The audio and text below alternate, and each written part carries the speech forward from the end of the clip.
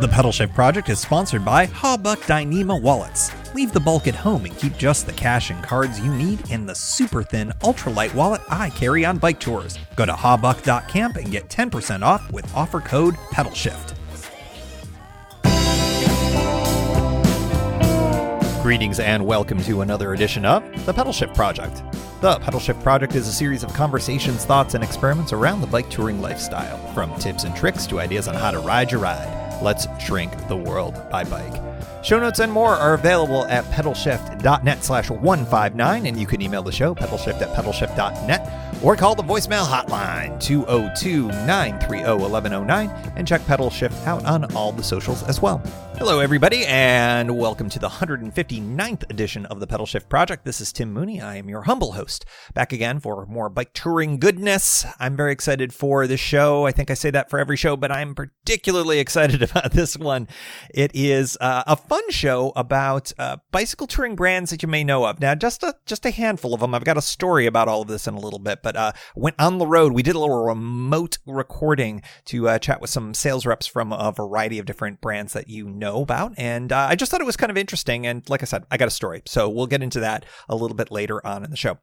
First off, we've got our usual housekeeping at the top of the show. A big reminder, if you are listening to this show roughly when it comes out, come join us at the live show March 31st, that it will be Sunday at 6 p.m. Eastern Time. As is my kind of lot in life for live shows, I have a big tour announcement.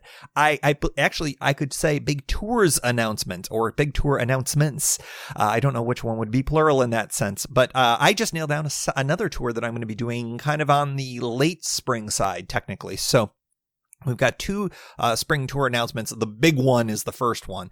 And then, of course, following that, we'll do an Ask Me Anything session, as we have been doing for a bunch of these fine live programs. So you can email me your questions, whether you're going to be there or not. Email your question to me in advance, pedalshift@pedalshift.net. Do that before Sunday the 31st, and I will be able to get that on the live program. You can check it all out. You can join. All of that is at pedalshift.net/live. So again, to underscore this is not an in-person thing. This is online. So wherever you are on this fine planet Earth, or even if you're, I guess, in a satellite, as long as you got internet access, you can join. And you can find that all out at pedalshift.net/live. It's all done through the YouTube channel. So if you happen to have mashed the thumb or rung the bell or whatever it is that you subscribe, because that's good. It's good for the channel. And we do it all through there. And there's a chat box. And so we can have conversations and all sorts of fun stuff. Again, March 31st, 6 p.m. Eastern Time, and that was a vote of the masses. So hopefully it will be a big, fun, raucous crowd there on Sunday night. So looking forward to see you there, or afternoon, or morning, depending on where you're at. Hey, if you're in the Southwest United States, go over to milesofportraits.com and see if you can make Annalisa and Eric's awesome film screenings at REIs near you this spring. Reminder, if you've been with the show for even a short period of time, I got a chance earlier this winter to hang out with them for their DC ones, and the events are a lot of fun, so that's why I'm plugging it away here. They're doing this all by bike on top of it, so you know you're going to be getting some really awesome, very recent bike touring stories on top of the Alaska stuff, the cross-country stuff. It's really great. The type 1 diabetes stuff. If you don't know who they are, get the most recent copy of Adventure Cycling's magazine. That's Annalisa on the cover, so it's really great. They're awesome people, and they got good stories, and their Miles of Portraits project is really super cool. So go check that out. One other thing that I would like you to check out, because time's a wasting, Skippy, on this one. There is a documentary called The Great Ride. If you were around last episode, you heard my review of it. If you have not checked out episode number 158, check out my review. Spoiler alert, I kind of dug it. It was really great. A couple of things that I wanted to add to all of this. Reminder that you've only got until the 31st of March. It's through the 31st. So even after the live show, you can watch the live show, and then you can still stream this really awesome documentary. That's number one. Number two, I wasn't sure whether or not this was going to be available internationally. I have been told by friends in the know, friend of the show, Kieran Noonan over in Ireland, he was able to stream it no problem. So I suspect the international rights are probably turned on, turned off, whatever you want to call it, but turned in a way, toggled in a way that wherever you are, you should be able to stream it, which is awesome. So thank you, Karen, for letting us know about that. And if you're international folks, cough, use a VPN if you can't. Okay, anyways. Did I say that or think that? Hey, also, I heard from friend of the show, Paul Mountain. Paul, forgive me, I don't know how to pronounce your last name. He was able to watch the show on a Roku from the free PBS app. PBS, of course, is the public I won't go into all the explanations for folks who don't know what PBS is, but that's the kind of umbrella national stuff. Anyways, no excuses. You should be able to see it. You can see it on your phone. You can see it on your computer. You can see it on your TV through Rokus and other kinds of fun little internet-y boxes. No excuses. Check it out before March 31st and it all goes away. At least the free version goes away. This is all at wqed.org/ride. Super awesome. Really great documentary. It's an hour long, really tight, nice, awesome scenery. Get to put some names to faces because, of course, we've had Doug Regner on the show a couple times and he is featured in the show or in the documentary. So go check that out. wqed.org/ride. So in this episode, I wanted to spend a few minutes talking about my little adventure in Chicago. Well, okay, remember when I lost my voice for a big chunk of February? I flew out to Chicago for what was supposed to be this marathon day of connecting with reps from all sorts of different bike touring brands, but I literally lost my voice about 4 or 5 interviews in. That was sort of the beginning of it. So it was kind of a bummer because I had this whole long list of other vendors that I wanted to chat with, but I managed to get some really good ones. There were fun folks to connect with, and I think you'll like who we ended up with.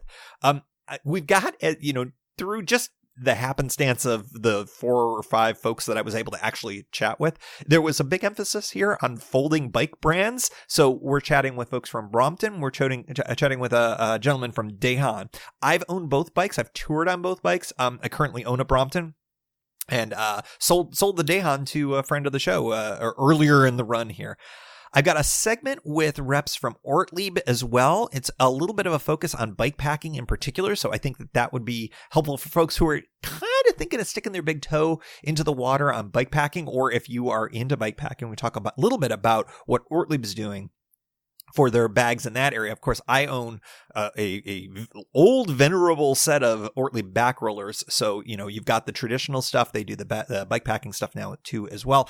And then finally, I've got a real fun session with a rep from Catrike that is a Florida-based trike manufacturer builder about touring on a recumbent trike. So we've got a whole bunch of really cool, interesting things here. I hope you enjoy it. It was a lot of fun to go out there and chat with folks because it was really cool to be in this big room for the Chicago Area Bike Dealers Association and just be able to just soak in bikey stuff all day long, except for the fact that I got massively sick and lost my voice. But that you learned about that later. This is sort of like going back in time before I lost my voice. I almost feel like that you could listen to this before those episodes where I was just like having the computer talk for me.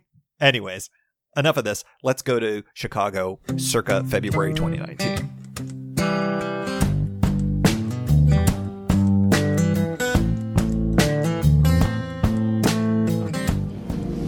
Greetings from Chicago, Illinois, maybe the outskirts of it. I'm at the Schaumburg Convention Center, and I'm at the Chicago Area Bicycle Dealers Show, which has a plethora of products and interesting things for bicycle touring. So we're going to go check all of those out and hopefully chat with some people and get a little audio with new things, maybe some old things from folks you know and maybe folks you don't know. Off we go. What is this metallic orange? Is that what it's called? It's a flame lacquer, but yeah, it's essentially like metallic orange. That is, everybody who listens to my show knows that how much I am drooling right now over this.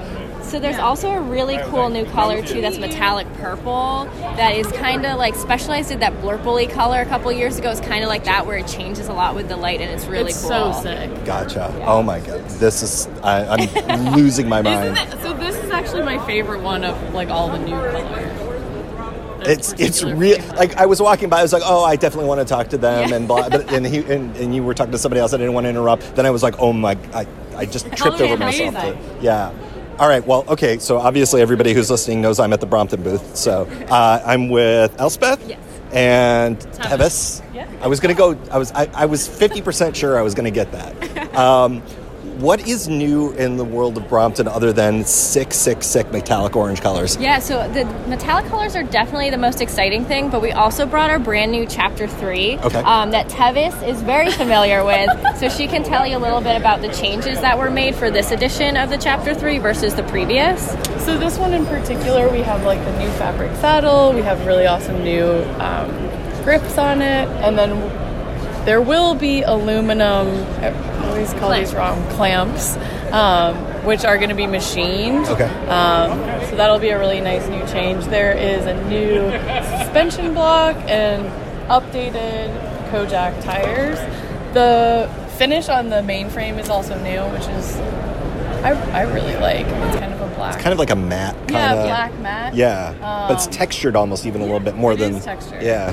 It's a cool bike, and this is actually the first one outside of the UK right now. They're not dropping until March. Wow. So they shipped it overnight to us. Yeah. Is this one more of like kind of a commuter situation, or It's is like a racing version. more of a racing version? Okay. So we paired up with David Miller's company, Chapter 3. Okay. And so this is like the racing Brompton. You can tell I'm like super ignorant in the world of racing because like everybody probably knows that except me. No, a lot of people don't. Okay, cool. Okay, I feel a little less dumb then. And it's also titanium, which is super light. Well, that's the other Super fun bike. How much less does the titanium version of a Brompton weigh compared to the steel? It depends on all the options you pick as far as gearing and stuff, but it can be as much as like 3 to 5 pounds, which is a pretty big difference when you're trying to lug it upstairs and stuff, right? Yeah, sure.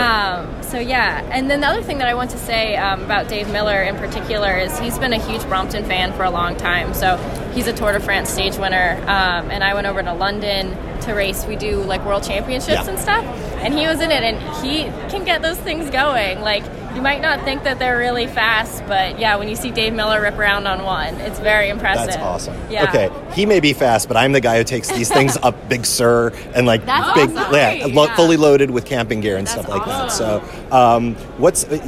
So, has anybody ever talked much about touring? Do you know many folks that go on like multi-day self-supported tours on Bromptons? A lot of people use Bromptons for stuff like that. There's a blog, I believe it's called The Road Less Pedaled. Pathless Pedal. Pathless Pedal, there we go. They Russ and used Laura, Bromptons yes. for a long time. Friends of the show. Yeah, oh, that's great. But yeah, because they're so great, and we have so many people. There's a group called the Brompton Mafia. I'm not sure if you're familiar with them. I hashtag them regularly. Great. I think that means I'm one of them, but I'm not sure. I think you're probably part of the group. But they travel with them all over the country. They put them in the overhead bins. They put them in rental cars. And one of the members of Brompton Mafia even has a little setup to put his daughter on the bike, too. And she's maybe 3. So they're super versatile for families and whatever kind of traveling you really need to do. Now I'm inspired because I have a little pug that wants to come on my bike tours. Man. I got to okay, yeah. This is the front basket that just goes right on the luggage block. Yeah. That is awesome. I've seen people ride around with their dog in that. It's probably going to have to happen. I might have to squeeze her in a little bit, but winter she puts on a little bit. We'll have to walk her around a little bit. Oh God. Well, I was just in Florida. Literally flew back 2 days ago, and I rode my Brompton across the entire state, self-supported from Tampa through Orlando, Kissimmee, and then to. That's amazing. Yeah. That is awesome. So I'm here to say they roll well, That's and so they're cool. good for multi-day touring. So. That's amazing. Yeah. That's so cool. Well, thanks for talking to me. Yeah, of Appreciate course. it. Thank you. My name's Paul Giartano. I'm the sales manager for Ortlieb USA. We obviously distribute Ortlieb products in the U.S., and we also distribute tubeless racks for the United States. We've primarily done touring product and a lot of travel product as well. We're always known for being waterproof bags. 3 years ago, we introduced a bikepacking line, and we completed that bikepacking line this last year with a smaller volume set. So our larger bikepacking bags that we originally had, they're very good for doing rides like the Tour Divide, but a lot of people wanted to have smaller bags to do more day touring type products. So that's what we have on this. Gotcha. So what we're looking at right now in this super non-visual medium is the smaller set of bags. What sort of what are the more popular ones that you're seeing that people are doing, especially if they're just getting into bike packing? Maybe they've started off in kind of traditional road touring and things like that. What would be the first step in a kit like this? Well, the first step is people are going to get a seat pack always. So, because that's going to be the majority of the volume you carry. Also a handlebar pack, because those are going to be approximately the same size, somewhere around 15, 16 liters for the larger set, somewhere between 9 and 11 liters for the smaller set.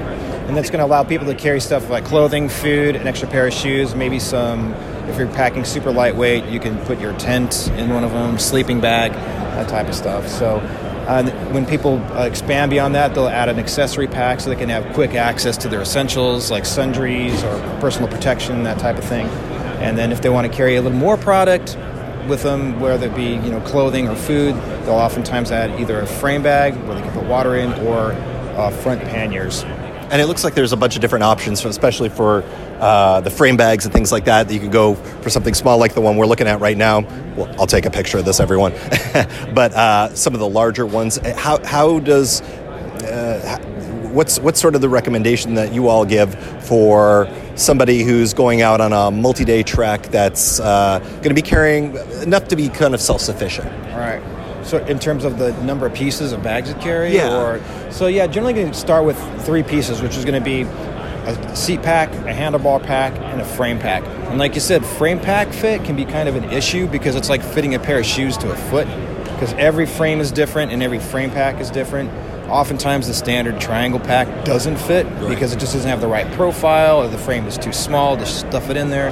So they have top tube packs that are lower profile, that they'll also be a little wider. So you can still get, say in this case, that's a 4-liter bag. We have a triangle bag, the smaller one, it's 4 liters, but you can still carry the same volume in it, it's just a different shape. Oh, that's great. And you've got access to a water bottle cage for a top tube bag, which is good. Exactly, because that's one of the biggest issues. Like, well, what do you do with water now? So I don't have a place to put my bottles. And if your bike isn't specifically set up for touring with extra braze-on mounts on the bottom side of the down tube, it's like, well, now you have to carry the water on your body somewhere, or you have to put it in that bag. Got it. I have been carrying I've got the Ortlieb back roller, the classic back roller, and I say you've got the messenger bag. Is orange still an option anymore? This is the crazy thing. Like we got them years ago, but now I don't see orange very much. Has that been discontinued? No, it hasn't. Believe it or not, orange back roller classics are made only for the U.S. market. And to this day, I don't understand why they don't put it in the catalog, in the dealer workbook, because you'll look in there and you'll look at every color, and they still don't have orange listed in there. But we do make it, and we do have them in the U.S. warehouse. So if you want to get orange panniers, we have them. That is the best news I've heard all day. Thanks so much for chatting with me. Appreciate it. Thank you so much. Yeah.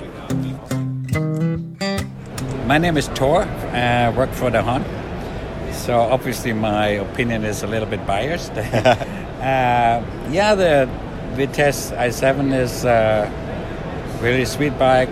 Upper middle range of Dahon, internal hubs, so nice chain cover, comes with fenders and a carrier, and great commuter bike, great bike to go traveling with as well, of course. Like many others, I mean, all the bikes, basically all our bikes can be retrofitted with fenders and carrier and maybe different pedals and different saddle. We have this really cool seat post pump where we have a pump in the seat post as an aftermarket product for most bikes. So I think I like traveling or riding my 20-inch folder better than my big bike because I'm under no pressure. There's no Strava, there is no Tour de France outfit type racer. They can pass me, that's okay. They can go a little faster, but I can smell the roses, I can see the roses, smell the roses, sit more upright, and basically have much more fun.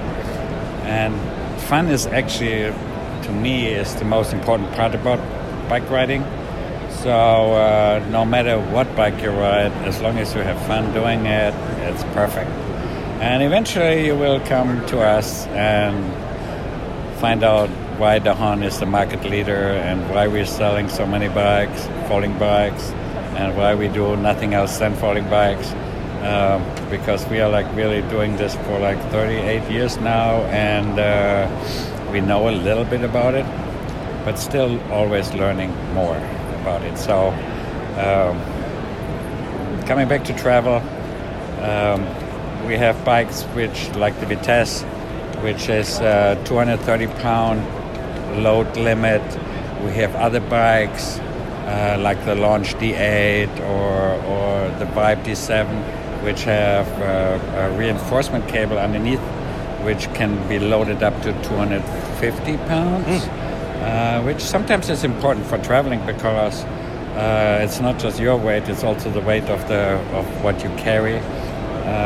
And we have different carriers, like which are more backwards and more higher, so you can use bigger panniers. Because on a 20-inch bike, when you travel with panniers, you have the panniers too big, then you have heel strike. So you usually use very little panniers in the back, or you use one of our bigger ultimate carrier or touring carrier, which moves the pannier more up and more backwards. And then we have the attachment point on the frame for the front, where we have a volley truss. How much weight can be on that front truss? 25 kilos. Oh, quite a bit then. Depends on what attachment you have on there. I think 15 for one, 20 for others. Most of those numbers are lawyer numbers, so they usually can be exceeded a little bit. On the other hand, you don't want to have like 300 pounds of stuff hanging off your bike, because then traveling becomes really uncomfortable. So you want to have the lightweight, the agility of a folding bike, and easy step over and whatever. So you can hang quite a bit of stuff on it, but you don't want to overdo it either, no matter what bike you have. So out of the gate, the stock version of this bike looks like it can do weekends and things like that, but with a little bit of modification can be kind of a long-term touring bike. Is that something you'd agree with? Absolutely. With a couple of extra parts, it becomes a pickup. From a regular car, it becomes a pickup. So because you can load old stuff on it and so forth. And I know that a lot of boaters and a lot of RV people, they have the bike as standard, but then they have this add-on stuff where they can quickly add on stuff for different purposes. Taking the bike from the boat to the marina, going shopping in town or coming back or whatever. Some people have trailers. They pull trailers with it, and they hold their own diesel and old water and all this and stuff like that, whatever on the trailer. Because if the weight becomes a certain weight, then it's better to have a trailer than to haul it on a bike. Gotcha. Well, thanks so much for chatting with me about this. One of my blind spots is recumbent touring. Yeah. And I would love to learn more about what your bikes do for somebody who's going off on, multi-day adventure, self-supported, or maybe even not, but what can you carry? How can you handle it? Yeah, there's many people that ride across the country with Catrikes. And tell me who you are and where you're from. Yeah, I'm the general manager for Catrike, and I'm a business partner. So we're from Orlando, Florida. Awesome. So we make 100% of our frames in our factory in Orlando. Cool. I was literally just there 2 days ago on a tour across the state. I started in Tampa and went through Kissimmee, Orlando, and then up to where I am, Cocoa Beach. Yeah. Oh, very nice. Yeah, it was pretty cool. Yeah, our factory is state of the art. We've got Manufacturer of the Year awards. You're welcome to stop by anytime. We've got a lot of really cool stuff going on. Well, tell me more about the bike and how it fits into maybe kind of a bike touring frame of mind. Yeah, so we're 3-wheel recumbents, 2 wheels in front, 1 in back. It's like a tadpole design. We're made out of 7005 aluminum. We design, manufacture everything right in the factory, designed for manufacturing and assembly, so we put a lot of value in our products. You can put packs and racks on them just like any other bike. Super comfortable for touring. A lot of people do endurance racing on them too, 12, 24-hour racing. We have a couple guys that have done race across America on them that did really good. And it's just super comfortable. They're extremely aerodynamic. So you get a slight downhill and you're pretty much taking everybody out, like the roadies and everything. They're so fast. Like, over 50 miles an hour, they're like super stable. What kind of race model anyway? Sorry, what kind of gear do you think you could end up carrying? Could you be fully self-supported, carrying a tent and everything on like that? And how would that work? Yeah, so there's tons of different racks and packs, and also you can pull a trailer behind it. So I know a lot of people do that as well. But there's all kinds of bags. Arkel makes that go inside of our frame. And then, any other company, Thule or whatever, you can put a rack on it with a trunk bag and, pack as much stuff as you want on there. So our frames, we have a weight limit of 275 pounds, and then we allow another 50 pounds of racks and packs. So gotcha. You can get a lot of stuff on it. Gotcha. Have you heard much about your bikes being used for touring? I mean, you talked about the Ram and this kind of more racy type. What about the folks like me who just kind of take it slow and see the sights? Yeah, so we've had several people ride across the country self-supported. Cool. It's very comfortable. You can ride however long you want to ride, and you don't have your neck pain, your hand pain, all the stuff that goes along with riding an upright bike. That is the number one thing I hear from listeners who are wanting me to do more shows about recumbents and trikes and stuff like that, is that they used to ride a bicycle, but now they, due to hand pain or any of a variety of different things, they're looking to try to make a trike or a recumbent make it work for them. So that's awesome. It's just a different form of cycling. Totally. And so, anybody that rides one of these, we call it the triker grin. Everyone has fun. It's like a little go-kart, so it's like a whole different form of cycling. Is it one of those things that once you get on one of these and you experience it, you never want to go back to a bike, or is it just a different vibe? I think it's totally different. I still race gravel bikes and road bikes and mountain bikes, but it's just, a cool thing. Different type of machine. Yeah. Yeah, cool. Thanks, man. All right. Appreciate it.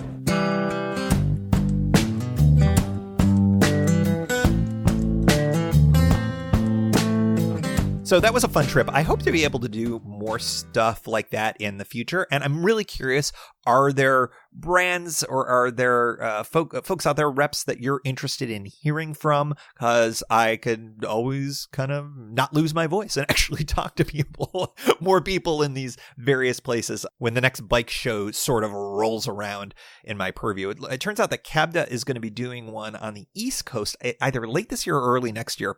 Maybe, I can't even remember what town it is, but I won't even have to go to Chicago next time, which is great. But I liked Chicago. It was kind of fun, except for the whole losing the voice thing. Hey, every once in a while on the show, we look at the 5-star reviews that have been coming in, and we got a couple that have trickled in over the last couple of months, so I thought I would read them out to you. Thank you, by the way, for folks who do that. In addition to the folks who support the show through things like Pedalshift Society or the sponsors, if you're interested, you can go to pedalshift.net/sponsor to sponsor a whole episode. You can do that. Or, you can leave a 5-star review, because that's free and stuff. And that's really helpful because that gets more people, more earballs listening to the show. So if you haven't done it, you can go to Apple Podcasts and do it. I think you can do it through some of the other apps that are out there. I don't know if you can do it on Spotify if you're listening through Spotify, but there's lots of different ways you can do it, but Apple Podcasts is probably the 800-pound gorilla way of doing it. I think that's not the way you use that phrase, but I think you understand what I'm talking about. Hey, first one was from Valentine's Day. This was like a Valentine that I received from Captain Magma via the US Apple Store. Entertaining and informative. Love this podcast. Tim is very informative and funny. Thank you. Checks in the mail. I am preparing to do the Cowboy Trail in Nebraska this May, and this podcast has given me many, many tips on and things to consider. It will be my first time doing a bike trip at this magnitude, so it's also really nice to listen to interviews of people who are also first-timers as well as seasoned bikers. Thanks for the hard work, Tim, and I can't wait for the next episode. Thank you, Captain Magma, and good luck to you. You are just within a few weeks, basically, of going out on the Cowboy Trail. I'm really excited. Shoot me an email, because I'm really intrigued with the Cowboy Trail as a possibility someday, somehow, some way. because you know how I love me some cross-state adventures, and that I think pretty much crosses the state of Nebraska, if memory serves. So thank you for the 5-star review, and my Valentine, apparently, Captain Magma. All right, DFreeze617 via the U.S. Apple Podcasts, just a couple of days ago, actually. Great show for cycling enthusiasts. Man, this one's like really timely. I just finished listening to episode 158, like literally last episode, and I wanted to post how much I loved it. It contained great information about WQED's cycling documentary about the C&O Greater Allegheny Passage route between DC and Pittsburgh called The Great Ride. Tim Mooney's friendliness and enthusiasm comes through in this segment, I must have copied this wrong, where he walks a beginner bike tourist through the workout regimen and route planning. Sorry about that. I typed things in wrong. He and the guys at Sprocket Podcast have helped me to get out of my comfort zone and take on cycle commuting and touring. Thanks, Tim. Hey, great shout out to Sprocket Podcast as well. And another recommended show for you to listen to if you are not listening to.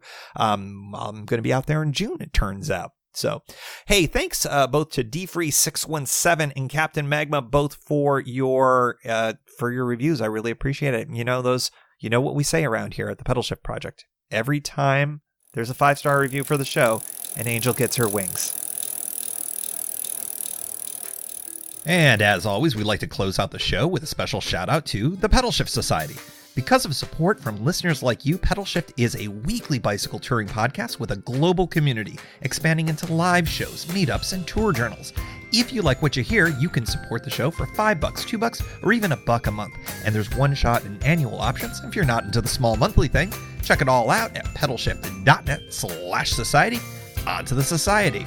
Kimberly Wilson, Caleb Jenkinson, Cameron Lane, Andrew McGregor, Michael Hart, Keith Nagel, Brock Dittis, Thomas Skadow, Marco Lowe, Terrence Manson, Harry Delcadas, Chris Barron, Mark Van Ram, Brad Hipwell, Stuart Bucket, Todd Stutz, Mr. T, Roxy Arning, Stephen Dickerson, Vince LaGreco, Paul Culbertson, Scott Culbertson, Cody Florchinger, Tom Beninati, Greg Braithwaite, John Mayer, Sandy Pizzio, Richard Patch, Jeff Muster, Seth Pollock, Dave Roll, Joseph Quinn, Susan Brewster, Drew Porter, Byron Patterson, Joaquin Robert, Ray Jackson, Jeff Fry, Kenny Mikey, Lisa Hart, John Denkler, Steve Hankel, Miguel Quinones, Alejandro Avilas Reyes, Keith Spangler, Greg Towner, Dan Gebhardt, and Jody Zaranin. And thanks also to all past and anonymous contributors for helping make this show happen. Thank you for joining. You can find Pedalshift at pedalshift.net for more great bicycle touring content. You can hear the Pedalshift project through Apple Podcasts or your favorite podcast app. Opening music courtesy of Jason Kent off his self-titled album. The track is called America. Check out his band Sunfield's latest release, Mono Mono, wherever cool music is available.